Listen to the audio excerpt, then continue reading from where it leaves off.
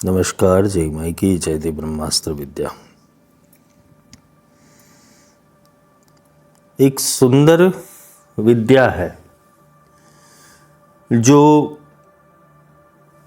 माँ महाकाली के अंतर्गत ही आती है। महाकाली वो महाविद्याओं में प्रथम है, जिसे आदिम शक्ति कहा गया है, जिसे आद्य विद्या कहा गया है। ये सृष्टि का उद्भव बिंदु भी है और सृष्टि का अंतिम बिंदु भी। अगर हम वर्तुल को देखने जाएं तो एक बिंदु से जब दूसरे बिंदु के द्वारा राउंड होता है, चक्र बनता है, तो एक बिंदु से दूसरे बिंदु को कनेक्ट करने के लिए पूरा सर्कल बनाना पड़ता है। वही काली का सर्कल है। उत्पत्ति और संहार, सृष्टि और अंत, एकलव्य अवस्था है ये। क्योंकि सृष्टि का सर्जन जहां से होता है वहीं से उसका विसर्जन हो सकता है। संभवता तो वही है। क्योंकि महाविद्याओं के क्रम में अगर देखने जाए तो काली से कमला की जो यात्रा है, उस सर्कल का एक बिंदु जहां कमला काली बन जाती है। कमला वो आनंद प्रदायिनी है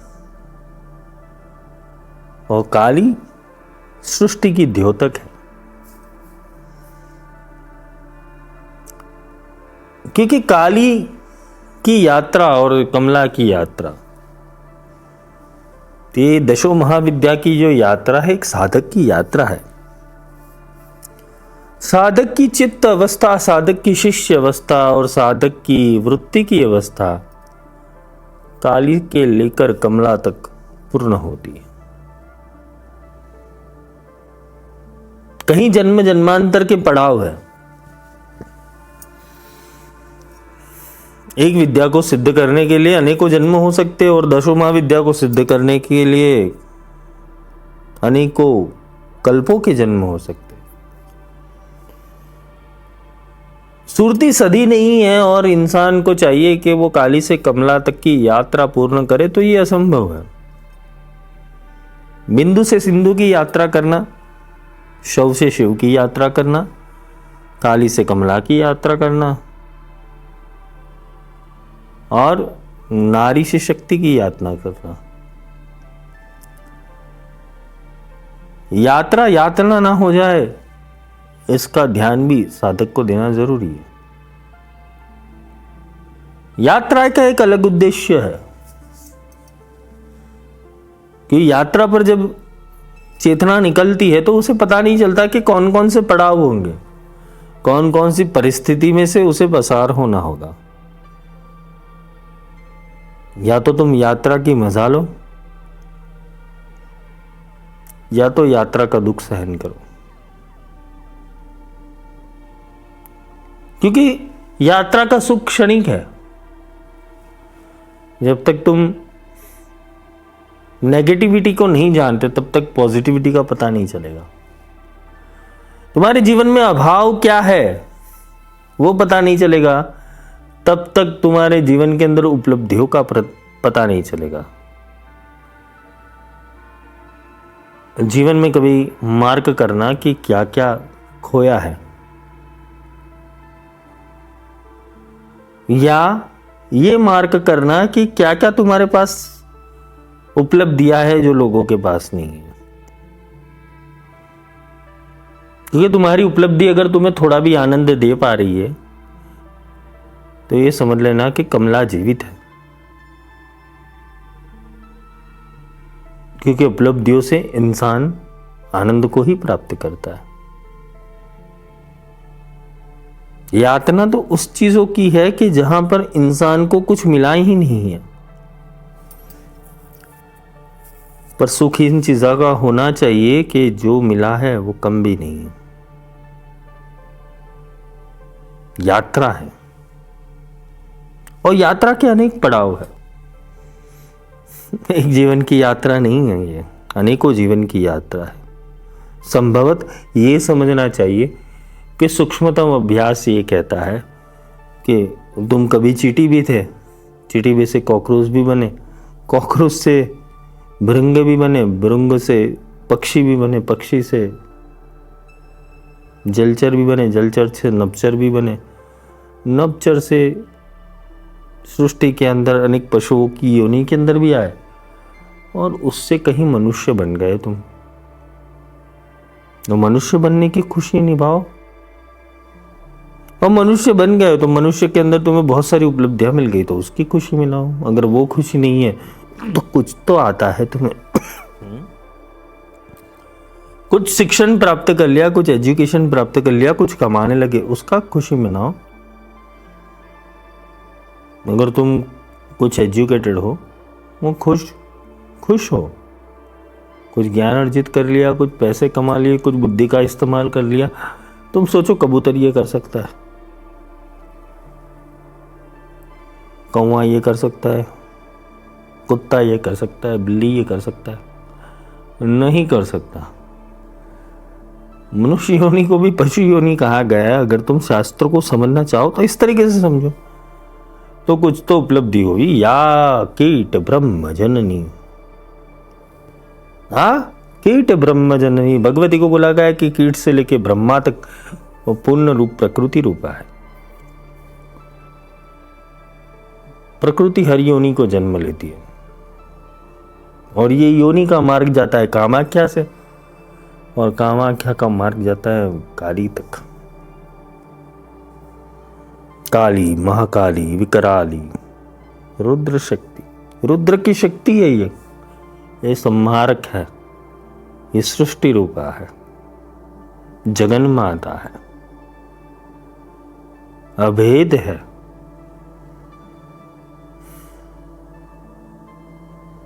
काली एक ऐसा क्रम है,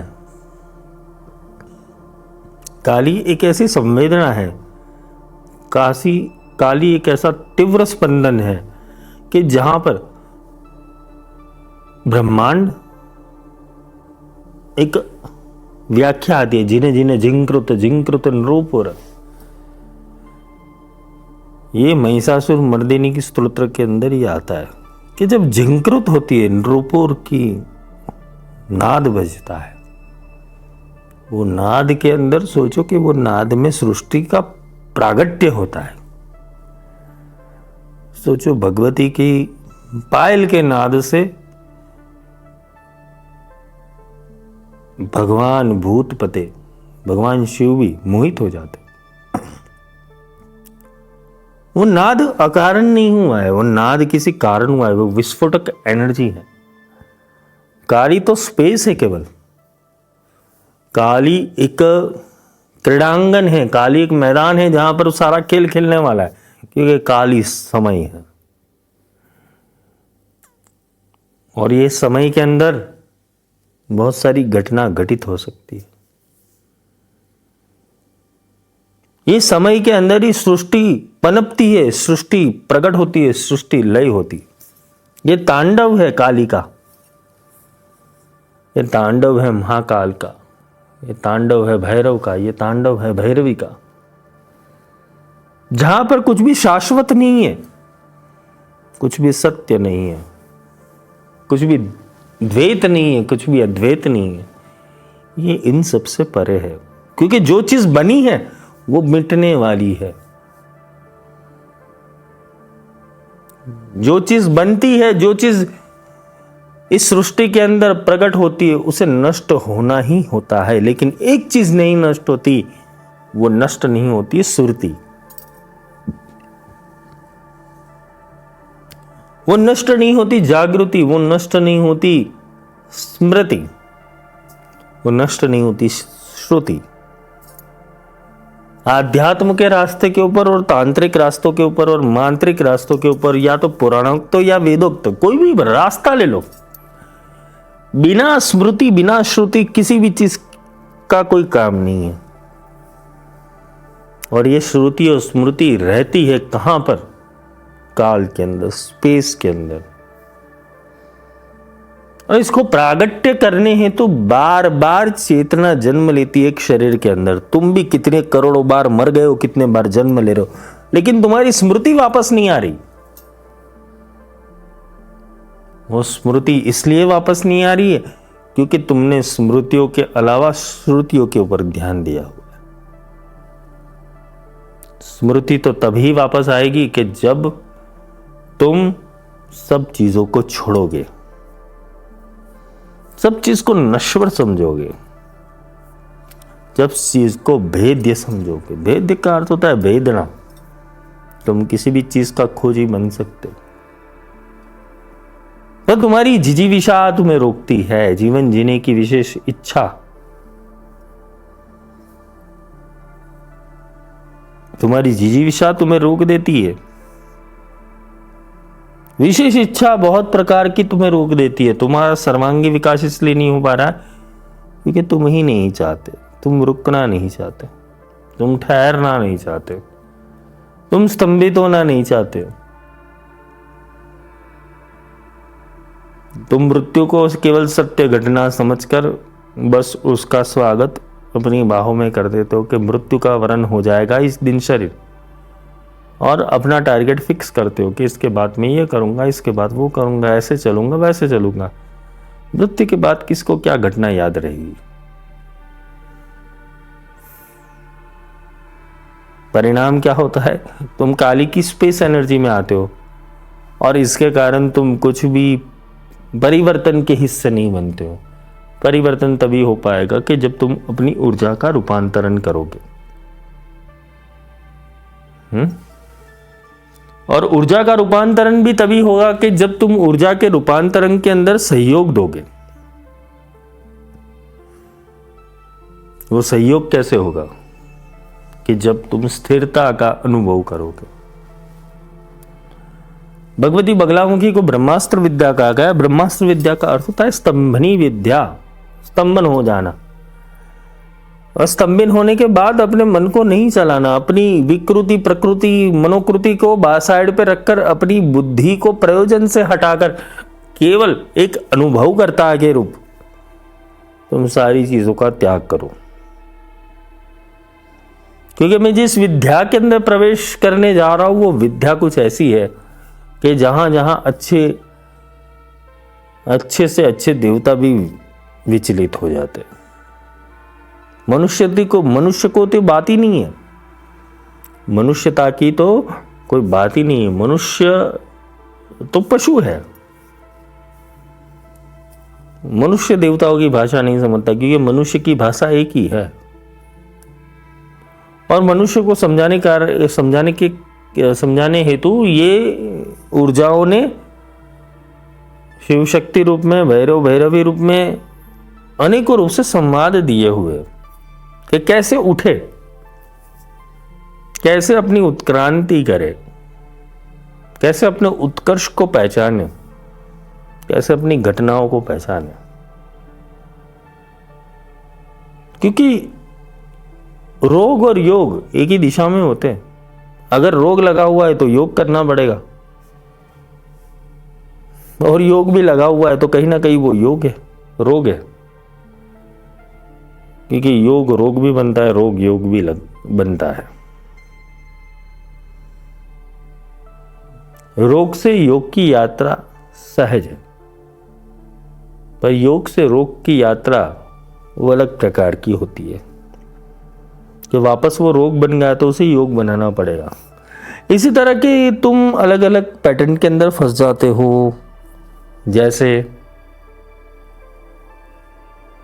तुम पूजन में फंस गए, तुम व्रत में फंस गए, तुम तीर्थ में फंस गए, तुम उपवास में फंस गए, तुम अनुष्ठान में फंस गए, तुम अलग अलग क्रिया में फंस गए, तुम पुराणों में फंस गए, तुम वेदों में फंस गए, तुम कथा वार्ता में फंस गए। अगर तुम फंस ही गए तो ये तुम्हारा रोग है, योग लगा नहीं। तुमने उनसे कुछ सीखा और सीखने के बाद योग किया तो वो तुम्हारा योग बन गया, पर वो योग अगर तुम्हारा स्थिर हो गया तो तुम वो रोग बन गया, ये अवरोध हो गया है? देखो शब्दों की परिभाषा कुछ ऐसी है कि रोग योग, योग अवरोध। यहां पर पैटर्न फंस जाती है। मुक्तात्मा का चिंतन कुछ अलग होता है, क्योंकि महाविद्या एक सर्कल है। अवधूत अवस्था में अगर देखोगे तो महाविद्या एक सर्कल है, काली से कमला तक का। जीव की उत्पत्ति और जीव का विनाश, जीव का आनंद वहां समाप्त हो जाएगा, पर जीव से परे परमात्मा है जो शिव है, उससे मुलाकात करने के लिए तुम्हें अपनी जीविशा को छोड़ना पड़ेगा, अपने सारे पैटर्न तोड़ने पड़ेंगे, अपनी भुक्ति मुक्ति का प्रपंच छोड़ना पड़ेगा, क्योंकि तुम्हारी भुक्ति भी प्रपंच है, तुम्हारी मुक्ति भी प्रपंच है। संसार के जितने शास्त्र, योग, परंपरा, आचार, संप्रदाय, मार्ग, गुरु, इन्होंने जो तुम्हें मुक्ति की परिभाषा समझाई है वो मुक्ति भी प्रपंच है, और जिस प्रकार से भक्ति समझाई वो भक्ति भी प्रपंच है। किसकी भक्ति करना है? जो तुम्हारे भीतर बैठा है उसकी भक्ति तुम थोड़ी करोगे। जो तुम्हारे भीतर बैठा हुआ है उसको जानने की जरूरत है। भक्ति करने योग्य तो वो होता है कि जिसको वो मिल गया, और जो अंदर ही बैठा है उसको पहचानोगे कैसे? भक्ति तभी संभव होगी जो अंदर बैठा हुआ है उसको पहचान लो और उसको प्राप्त कर लो। और मुक्त भी किससे होना है? मुक्त भी तुम्हारी मनोअवस्था से होना है। तुम्हारी मनोअवस्था ही बंधन वाली है तो तुम मुक्ति का स्वाद कैसे चखोगे? तुम बार बार विषाद में गिरते हो, बार बार एंजाइटी में गिरते हो, बार बार डिप्रेशन में गिरते हो, बार बार विषाद होता है, बार बार गिल्ट होता है, बार बार चीजों को तुम सूक्ष्म रूप से समझते हो, तो तुम कहां मुक्त हो गए? तुमने एक मनोअवस्था ही बांध ली है सारी चीजों की, कथा वार्ता पुराणों के हिसाब से, तो तुम मुक्त कहां हो गए? कि राम जी ने ये किया था, शिव जी ने ये किया था, कृष्ण जी ने ये किया था, हनुमान जी ने ये किया था, मीरा ने ये किया था, नानक ने। अरे तुम इनसे छूटो पहले। छूटने का स्वाद मिला नहीं, तुम ज्ञान लेके करोगे क्या? एकलव्य विषय है, क्योंकि मैं जिस ऊर्जा को समझाने चाह रहा हूं ये तो बहुत स्वतंत्र ऊर्जा है, और स्वतंत्र इस तरीके से है कि नियमन भी है, स्तंभन भी है, निर्णयता भी है, शांभवी भी है, और एकाग्र भी है। द वर्ड इज काम कला काली।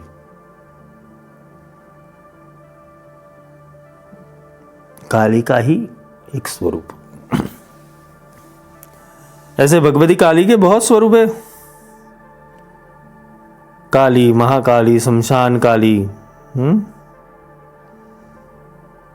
काम कला काली, गुह्य काली, भद्र काली। काली के बहुत सारे स्वरूप है। इनको समझाने हेतु ज्यादा समय व्यर्थ करने की कोई जरूरत नहीं है, लेकिन जिस विषय का चिंतन प्रकट होता है वो विषय के ऊपर अध्ययन देना जरूरी है। मैंने महाकाली के विषय में तो समझा लिया, लेकिन ये जो काली है, काम कला काली, वो तो ऐसी है कि जो स्वयं शक्ति रूपा है, जो एक और त्रिपुर सुंदरी और एक और भगवती बगलामुखी दोनों को धारण किए हुए है। कभी कभी इंसान को ये प्रश्न उठता है कि त्रिपुर सुंदरी बड़ी, काली बड़ी, बगला बड़ी, मातंगी बड़ी, कौन सी विद्या बड़ी? सारी बड़ी ही है, कोई छोटी है ही नहीं।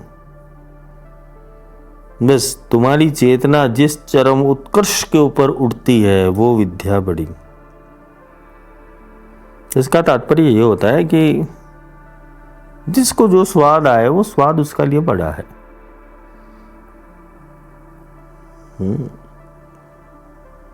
पर अगर संभवत देखा जाए और ऊर्जा की बात की जाए तो शाक्त साधना के अंदर ऊर्जा तो विभिन्न स्तरों के ऊपर स्पंदित होती ही रहती है, और ऐसे ऐसे स्पंदित होती है कि इंसान अपने आप को खो दे।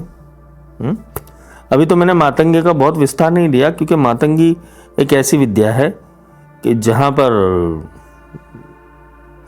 समझने के लिए बहुत कुछ है और कुछ भी नहीं है। अगर ये मातंगी कला आ गई तो वो तो दशों विद्या को चलते फिरते घूमते उठते बैठते सिद्ध कर ले, पर वो सिखा नहीं सकते, क्योंकि उसके लिए मन को कंट्रोल करना, निर्णय करना, एकाग्र करना, स्तंभित करना, ये सारी चीज़ें साधक को आनी चाहिए। वो उच्चिष्ट विद्या है, वो गुरु मुख से उच्चिष्ट मिल भी जाती है, लेकिन प्राप्त करने के लिए योग्य साधक की जरूरत पड़ती है। मातंगी का साधक ब्रह्मा को भी उच्चिष्ट खिला दे, वो इतना तेज होता है। महाविद्या के प्रकरण के अंदर जिस तरीके से तुम पॉडकास्ट सुन रहे हो, वो एक प्रकार का प्रपंच है, फालतू विद्या है, जिसके कारण होता क्या है, तुम्हारे लिए अंदर ही अविद्या प्रकट हो गई है, और अविद्या प्रकट करने के कारण तुम्हें सही विद्या का ज्ञान ही नहीं है।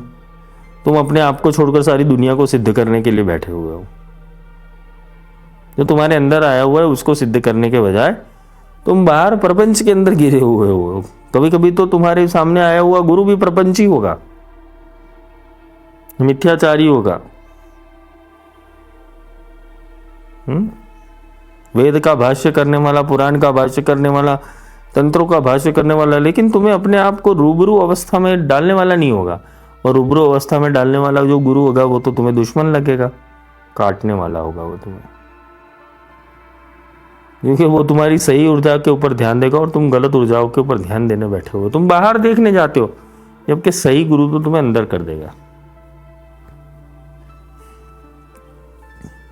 कामकला काली का विज्ञान बहुत बृहद है, और इस विषय में जाने के लिए तो पहले तो तुम्हें काली का, महाकाली का रहस्य सुनना पड़ेगा। जो 5 घंटे का लेक्चर है, अगर पेशेंस हो तुम्हारे अंदर तो तुम सुन लेना, इसमें भी धैर्य चाहिए तुम्हारा, तो तुम सुन पाओ। पहले काली तत्व तो समझ लो, गुह्य काली, महाकाली, भद्रकाली, शमशान काली, ये सारी काली के जो स्वरूप है वो अलग अलग है, लेकिन जो सबसे दुर्लभ है वो कामकला काली है। इसे माँ कामाख्या भी कहते हैं। अब कामाख्या और कामकला काली है तो एक ही, लेकिन उनके स्वरूप विभिन्न है।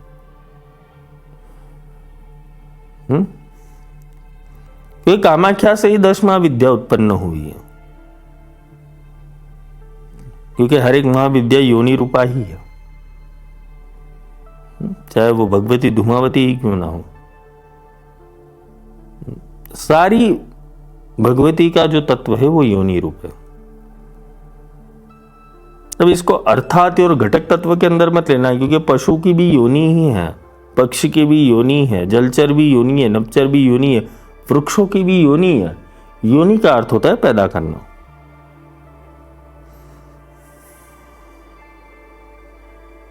उत्पन्न करने की कला।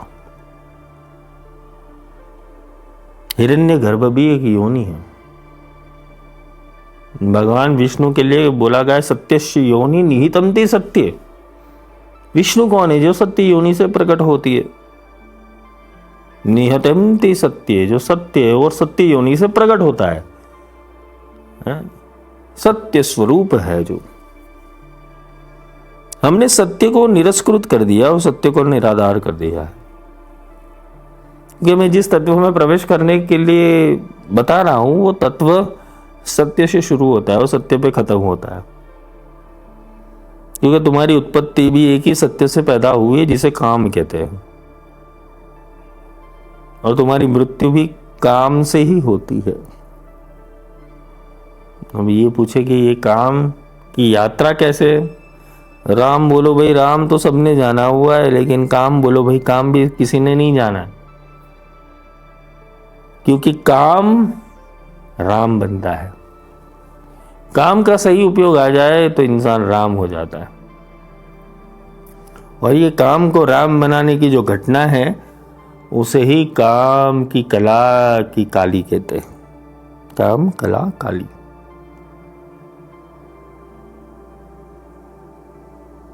काम काली क्यों नहीं बुला गया, बीच में कला क्यों रखी? क्योंकि कला ट्रांसफॉर्मेशन है। क्योंकि काम अगर ट्रांसफॉर्मेशन नहीं हुआ तो काम तुम्हें वापस जीव भाव में अटका देगा, और काम अगर ट्रांसफॉर्म हो गया तो वो काम तुम्हें राम बना देगा। रूपांतरण घटना है। लोग कोई प्राणायाम से काम को साधते हैं, कोई अनुलोम विलोम से साधते हैं, कोई डायनेमिक मेडिटेशन से साधते हैं। अलग अलग क्रिया काम को रूपांतरण करने के लिए दी गई है। जिसने जितना काम को समझा, ओशो ने संभोग से समाधि दे दिया, भाई संभोग करो और संभोग से समाधि तक जाओ, ये यात्रा दे दी। और लोग संभोग में अटक गए, समाधि तक तो गए ही नहीं। चलो पहले पायदान के अंदर आ गए, पहले डायमेंशन के अंदर गए, फिर उसके नेक्स्ट डायमेंशन के अंदर पहुंचे ही नहीं समाधि के अंदर, क्योंकि ऊर्जा सदी नहीं। शायद ओशो ने भी काम कलाकाली तंत्र का अध्ययन किया हो, भैरव तंत्र का अध्ययन किया हो। साधक के अंदर सबसे पहली ऊर्जा वो काम ऊर्जा है। ये मार्ग करना, समुद्र मंथन रहस्य वापस सुन लेना। क्यों? क्योंकि ये काम ही राम बनाता है, लेकिन काम राम नहीं बनता तब तक उनके बीच में बहुत सारे पड़ाव होते हैं। मनुष्य पैदा कहां से हुआ? काम से हुआ। अगर एक मेल और फीमेल सेक्सुअल एनर्जी को उपयोग नहीं करते, अपनी काम ऊर्जा को उपयोग नहीं करते, तो वो कहाँ जाता? वो काम ऊर्जा जाता कहां पर है? सर्जन के लिए। उससे एक संतति जन्म लेती है। वो ऐसा नहीं कि मनुष्य के अंदर, पशु में भी यही है, पक्षी में भी यही है। पृथ्वी का जितना भी सर्जन हुआ है वो काम से हुआ है, बिना काम हुआ नहीं। तो ये काम पहला बीज है। इसलिए जब तुम श्री विद्या करते हो उसे कामराज विद्या कहते हैं। लोपामुद्रा, कामराज विद्या, और ये कामराज जो विद्या है वो बड़ी कामाख्या से आई है। काम बीज विद्या। काम एक ऊर्जा है। ये ऊर्जा तब समझ में आती है कि जब तुम बाल्यकाल से युवानी में प्रवेश करते हो, जब तुम्हारे हार्मोन्स डेवलप होते हो। और जब हार्मोन्स डेवलप होते हैं, जब तुम्हारे हार्मोन्स डेवलप होते हैं और वो हार्मोन्स को वो ऊर्जा को गति देने वाला कोई अध्ययन चाहिए, तब तुम्हें पूरे संसार से इस काम को दबाने के लिए अनेकों प्रकार के फैक्टर्स आते हो। भारतीय सनातन संस्कृति की जो परिभाषा है यहाँ पर डुबोई जाती है, क्योंकि काम से इंसान इसलिए मुक्त नहीं होता है क्योंकि काम का दमन हुआ है। भगवान शिव ने काम को भस्म कर दिया था क्योंकि वो पार्वती से प्रेम करते थे, और प्रेम के बीच में काम की कोई जरूरत नहीं। काम एक सेतु हो सकता है उस वहां तक पहुंचने का, लेकिन जब प्रेम का बिंदु मिल जाता है तो वहां पर काम की कोई जरूरत नहीं होती। इसलिए भगवान शंकर तो माँ पार्वती को जानते थे, और माँ पार्वती भी भगवान को जानती, तो देवताओं का परामर्श था कि इन दोनों के बीच में काम उत्पन्न करो, तब जाके दोनों मिल पाएंगे। भगवान शंकर ने वही रिजेक्ट कर दिया देवताओं को, कामदेव को समाप्त कर दिया तीसरी आंख से, भाग इधर से। वहां काम समाप्त हो गया। और बात संधि थी, बात संयोग का था, बात सर्जन का था। तो भगवती के अंदर ही 10 कला की उत्पत्ति हुई अलग अलग रूप से। पार्वती को बैठने थोड़ी दिया भगवान ने कि अब तू संसार कर, अब चौला चौकी कर, अब बर्तन मांज, अब कपड़े धो, अब बच्चों को संभाल। जो संसारी काम स्त्रियों को दिया जाता है वो भगवान शंकर ने मां पार्वती को दिया क्या? कभी नहीं दिया। भगवान ने बोला तू भी वैज्ञानिक बन, आविष्कार युक्त बन। तब जाके भगवती ने गणेश का सर्जन किया अपने ही महल से। शिव के ऊपर डिपेंडेबल नहीं रही। अब यहां पर यह समझना है कि ये तो काम सृष्टि, यहां तो ऐसे ही बच्चे पैदा होते, काम से ही पैदा होते। यहां वैज्ञानिक रूप से यह समझना चाहिए कि काम का सेटल उपयोग क्या करना चाहिए, काम ऊर्जा का सेटल उपयोग क्या करना चाहिए। लोगों ने ब्रह्मचर्य को भी इतना बेवकूफी तरीके से समझाया हुआ है, वीर्य स्तंभन करो, रज स्तंभन करो। आजकल बाबा जी के प्रवचन से मैं परेशान हो गया हूं, क्योंकि मैं देख रहा हूं कि लोगों ब्रह्मचर्य का सही अध्ययन करवाते ही नहीं है। ब्रह्मचर्य का सही अध्ययन ये होता है कि अपनी काम ऊर्जा का रूपांतरण करना, रोकना नहीं, स्तंभन करना नहीं, रूपांतरण करना। नहीं तो अगर तुमने रूपांतरण नहीं किया, वही काम ऊर्जा तुम्हें मार डालेगी। तुम कितना भी उसको रोकने का प्रयास करो तो वो एक दिन क्षरण हो जाएगी, निकल जाएगी, या तो बहुत विकृत रूप में वो असुर बन जाएगी। यही काम ऊर्जा से महाकाली भी प्रकट हो सकती है, यही काम ऊर्जा से महालक्ष्मी भी प्रकट हो सकती है, यही काम ऊर्जा से महासरस्वती भी प्रकट हो सकती है। कैसे? प्रश्न आता है कैसे? क्योंकि तुम्हारे अंदर एक ही ऊर्जा है, काम ऊर्जा। तुम पैदा ही वहां से हुए हो, तुम्हारे अंदर वो जीवंत है, इसलिए तुम जीवित हो। अगर तुम्हारे अंदर से काम ऊर्जा निकाल दी जाए तो तुम वृद्ध हो जाओगे। काम ही चला जाए तो राम चला जाएगा तुम्हारे अंदर से। तो काम को जिस तरीके से संसार ने समझाया कि ये अभक्ष है, ये पाप है, ये दुराचार है, लेकिन तुम उसको अपनी गति से समझे ही नहीं हो ठीक रूप से, तो तब तक वो काम राम नहीं बन पाएगा। महाविद्या काम कला काली यही काम को राम करती है, क्योंकि काम वो ऊर्जा है, और जब तुम वो ऊर्जाओं को कला देते हो, ऊर्जा अगर कला नहीं प्राप्त कर रही है तो वो ऊर्जा अधोपतन के मार्ग के ऊपर चली जाएगी, वो ऊर्जा निषेध के मार्ग के ऊपर चलेगी, वो ऊर्जा एंजाइटी डिप्रेशन के मार्ग के ऊपर चली जाएगी।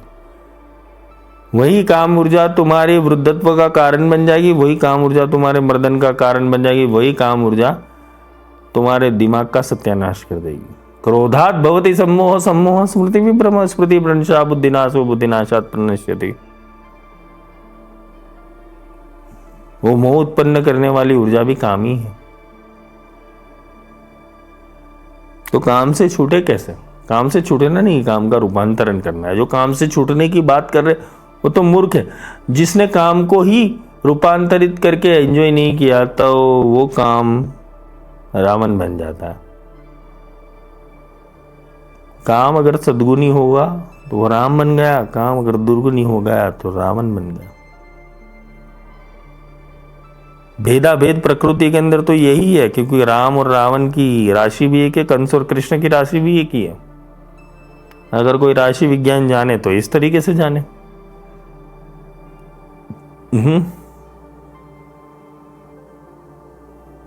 अलग है, अलग नहीं है। ये काम ऊर्जा का रूपांतरण जरूरी है। ये विद्या इसलिए करनी है काम कला काली। वो तो उन साधकों के लिए जो वीर है, वीर से ज्यादा मतलब के बलवान है, जो अपने स्त्री होने का गर्व और पुरुष होने के गर्व से दूर है, उनके लिए काम कला काली है। कि यहाँ कला की जरूरत है। यहाँ डेफिनेशन वो नहीं है कि तुम कौन से साधक हो, स्त्रीलिंग में हो कि पुरलिंग में हो। काम कला काली तो वो साध सकता है कि जिसके अंदर ना पुरुष तत्व है ना स्त्री तत्व है, न्यूट्रल एलिमेंट में आ गया, क्योंकि वही तो काम समझ पाएगा। यहाँ मतलब किन्नर से भी नहीं है, यहाँ मतलब अपुरुष से भी नहीं है, यहाँ मतलब ना वीर्य ना रस से भी नहीं है। यहाँ ऊर्जा का रूपांतरण है, क्योंकि वाइटल एनर्जी, वीर्य जो है वो वाइटल एनर्जी है, वही रज भी उसी वाइटल एनर्जी का नेगेटिव स्वरूप है। जब वो दोनों ही स्तंभित हो जाते हैं तो एक अलग ऊर्जा का रूपांतरण होता है। वो स्तंभन होना उसे ब्रह्मचर्य कहते हैं। रोकना वो ब्रह्मचर्य नहीं है, स्तंभन होना। मतलब उस गति की तरफ नहीं जाना, उस एक्शन की तरफ नहीं जाना, बस वो ऊर्जा को, यानी काम को, काम वो ऊर्जा समझ लेना, उस ऊर्जा को तुम स्पेसिफिक एक स्किल्स के अंदर, एक क्रिएटिविटी के अंदर डेवलप करते हो, और जितनी ऊर्जा जिस काम के अंदर बनी हुई है उसको तुम रूपांतरण करके किसी नृत्य के अंदर, किसी संगीत के अंदर, किसी ध्यान के अंदर, किसी प्रयोग के अंदर, किसी योग के अंदर, किसी ज्ञान के अंदर, किसी विद्या के अंदर जब तुम साध लेते हो तो वही तुम्हारा आचरण वो कलायुक्त बन जाता है। और काली वो काम और कला दोनों की शक्ति है, इसलिए इस विद्या का नाम काम कला काली है। क्योंकि काली सृष्टि का भी बिंदु है, काली अंतिम बिंदु है, काली ही कमला है। ये काली उत्पत्ति करती है और सृष्टि का अंत कमला से होता है, वो आनंद देती है। क्योंकि मां जन्म देती है तो वो काली रूप से ही देती है,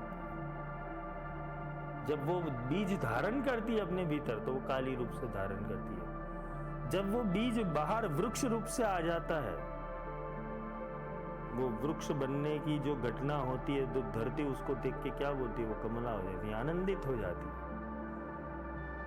तो एक बच्चा जब गर्भ में होता है काम रूप से, तो वो माँ जो होती है वो महाकाली रूप से हो जाती है। और जब बच्चा गर्भ से बाहर आ जाता है तब वो आनंदित हो जाती है, वो आनंद जो स्वरूपा है उसे कमला कहते हैं। तो काम कला काली के अंदर दो विद्या है, काली और कमला। कला और काली ये दो विद्या है, कला और काली, इसके बीच में काम आ जाता है, इसलिए काम कला काली। अब इसका तुम विवरीकरण करो, मतलब इसका तुम वर्गीकरण करो, तो ये दोनों के अंदर से दो ही विद्या निकल सकती है, कमला और काली, काम कला काली। इस शब्द का प्रयोग विभिन्न लग सकता है, लेकिन है तो यही। ये काम कला काली आनंद ही देती है, क्या देती है? ये काम ऊर्जा को सही रूप से चलाना, काम ऊर्जा को सही रूप से समझना, ये वाइटल फोर्स को सही रूप से समझना, और अपने भीतर वो ऊर्जा के वेग को बाहर ना जाने के बजाय अपने भीतर उसका प्रयोग करके अपनी कलाओं को विभिन्न रूप से प्रकट करना। मतलब यहाँ पर पुरुष पंचवक्त्र शिव भी हो सकता है और स्त्री दशमुखधारी काली भी हो सकती है। पर ये ऊर्जा को तुम वेस्ट कर रहे हो। कैसे वेस्ट कर रहे हो? काम आकर्षण से, जीव भाव के आकर्षण से, अपनी तृप्ति हेतु, अपनी सेक्सुअलिटी के हेतु, अलग अलग प्रपंच के माध्यम से तुम इस ऊर्जाओं को वेस्ट करते हो। बस यही है कि इसका वेग बदलना है। ऊर्जा तो सही है, क्योंकि ऊर्जा तो प्रकृति ने ही दी है सही रूप से, लेकिन इसका वेग बदला नहीं। और इस वेग को बदलने हेतु ही साधना करनी है। ये काली की साधना और कमला की साधना इसलिए करनी है, या दशमा विद्या की साधना इसलिए करनी है कि तुम्हारे अंदर जो वेग उत्पन्न हो रहे बेकाबू, वो बेकाबू वेग को सही दिशा मिल जाए।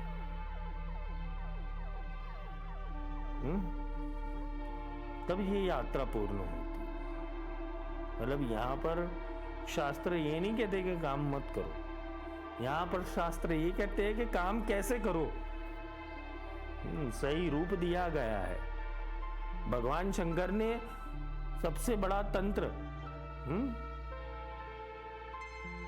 सबसे बड़ा तंत्र है जो वात्स्यायन ऋषि को मिला, उन्होंने कामसूत्र की रचना कर दी।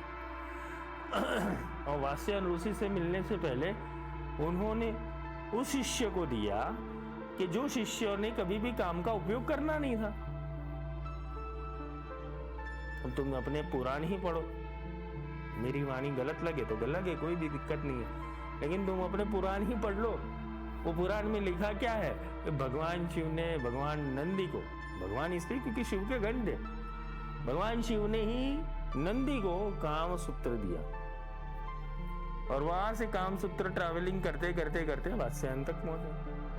अब भगवान शंकर जो के नंदी ब्रह्मचर्य है, वो भगवान शंकर के मुख की ओर ही देखे रहते हैं पूरे दिन। उनको शिव के अलावा कोई बुद्धि नहीं दौड़ती, उनको काम सूत्र सिखा दिया। अब भगवान शंकर ने भगवान नंदी को ये काम सूत्र सिखाया, नंदी कहां प्रयोग करने गया।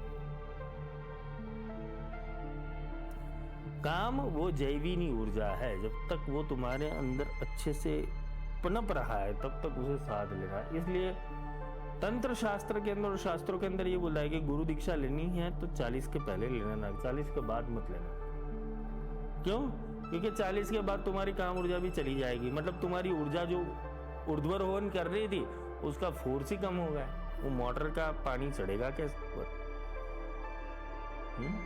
वो तुम वीर्य को और रथ को साधोगे कि 40 साल के बाद कोई आए तो उसका काम क्या गुरु के पास?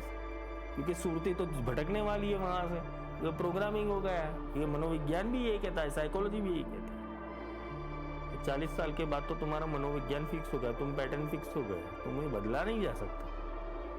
तो भक्ति करनी है, साधना करनी है, वो जल्दी उम्र में कर लेना, वरना तुम भटकने योग्य बनोगे। चलो सदगुरु की कृपा भी मिल गई और तुम्हें ट्रांसफॉर्म होने की ताकत रखनी पड़ेगी, वहां से परिवर्तन करने की ताकत रखनी पड़ेगी, नहीं तो ऊर्जा वेस्ट हो जाएगी। अगर फंस गए तो ऊर्जा वेस्ट हो जाएगी। क्योंकि यही काम तुम्हें फंसाएगा और यही काम तुम्हारा उद्धार करेगा। काम ऊर्जा अलग अलग रूप से फसाद भी देती है, काम ऊर्जा अलग अलग रूप से उद्धार भी कर देती है। ये काम कला काली दशो महाविद्या देने में ताकत रखती है। काम कला काली का मुख्य रूप ही कामाख्या है, योनि रूप, जगन्माता, पूरे जगत को धारण करने वाली। ये काम कला काली का पार्ट 1 हो गया। पार्ट 2 समझाऊंगा ये ऊर्जा को साधनी कैसे है, समझनी कैसे और चलानी कैसे, और इसकी साधना कैसे होती है। ये साधना गुरुगम्य है। ऐसे तो प्रकाशित करना मना किया है भगवान शिव ने। माँ पार्वती को बोला कि भाई 3 बार शपथ ले, काम कला खाली खंड पढ़ो। तो भगवान शंकर ने माँ पार्वती को बोला कि 3 बार शपथ ले कि मैं इसको हमेशा के लिए गुप्त रखूंगी। तो भगवती ने 3 बार शपथ ली है, तो मैं गुप्त रखूंगी, गुप्त रखूंगी, गुप्त रखूंगी। इसको मैं किसी को प्रदर्शित नहीं करूंगी, किसी को बताऊंगी कि नहीं मैं से ये साधना कर रही हूं। तो क्यों बोला है भगवती ने शिव को ये क्यों बोला? क्योंकि शिव चाहते थे कि वो उनके लिए ही है, उनके उद्धार के लिए ही।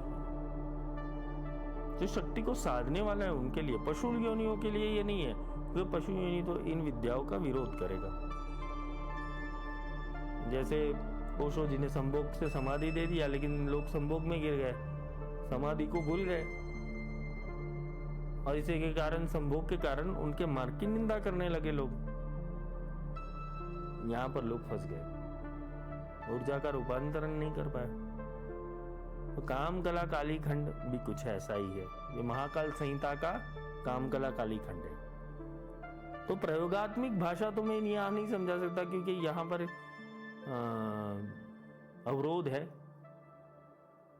और सोफिस्टिकेटेड लैंग्वेज के अंदर उसको जितना बता सकते उतना बताएंगे। और इस ऊर्जा को अपने भीतर ब्रह्मचर्य के रूप में कैसे साधना चाहिए। ब्रह्मचर्य का अर्थ ये होता है कि ब्रह्म का आचरण करना, वीर्य का स्तंभन, रज का स्तंभन करना, उसे ब्रह्मचर्य नहीं कहते। अगर वो रोक भी ले, लेकिन इंसान अपने मस्तिष्क के अंदर गंदगी लेके घूम रहा है, तो वो ब्रह्मचर्य अवस्था नहीं है। ब्रह्मचर्य का अवस्था अगर वो क्रिया में भी है उसके अंदर, तब भी ब्रह्म तत्व जागरूक होना चाहिए, उसे ब्रह्मचर्य कहते हैं। आज के लिए इतना ही। जय माई की, जयति ब्रह्मास्त्र विद्या।